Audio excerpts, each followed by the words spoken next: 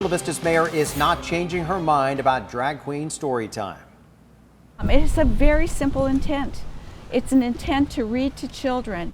Today, she met with faith leaders who've been asking for the event to be postponed or moved from the public library. And 10 News anchor Lindsay Pena has been following the story for weeks. She is joining us with why the mayor says, yeah, that's not going to happen. No, definitely. She is standing firm on this. Today's meeting comes just a day after the church at the center of this controversy was vandalized. But so far, investigators haven't said there's any connection and haven't released any suspect descriptions. In the meantime, the event is now so popular, they're holding 2 sittings. We know who will be reading at Drag Queen Storytime on Tuesday in Chula Vista, Raquelita and Barbecue. Now we know what they'll be reading. And I think that the materials that are being presented are very age appropriate and send a very, very positive message to our children. The mayor shared the books after her closed-door meeting with local faith leaders who'd been asking for a chance to share their concerns. But after an hour of back and forth, the city remained firm on their position to hold the event as planned at the Civic Center Library.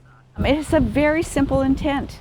It's an intent to read to children, to make them feel comfortable about who they are, whoever they are. That's as simple as it gets. Pastor Amado Huizar and others strongly disagree, though, and walked away disappointed. This is about the messenger giving and the location of that message. The pastor is convinced his opposition to Drag Queen Storytime is the reason his church, South Bay Pentecostal, was vandalized early Sunday morning. It's a belief, yes, it is a feeling. There are churches all around. Thankfully, they weren't struck or they weren't vandalized. Chula Vista police are still investigating the incident, and there is apparently surveillance video of 2 possible suspects, but it hasn't been publicly shared.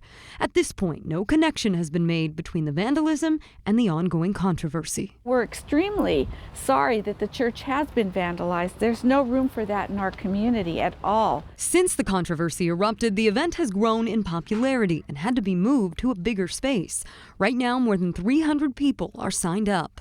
Meanwhile, Huizar says they've collected signatures from more than 500 people who want the event canceled or moved to a private venue, and says if that had happened, he'd have no issue with it. No problem whatsoever. Now, Drag Queen Storytime is still scheduled for 4 p.m. tomorrow at the Civic Center Library. An opposition prayer event is set for the same time at Chula Vista City Hall. All right, so let's go back to the origins of this controversy. It all stems because this is being held at a public library. Yes, that is where the pastor and others have issue. They say that if they would just move the event, they would be okay with it, as you heard. So this event is being held strictly at the library, and the drag queens, the mayor pointed out today, are there on a volunteer basis.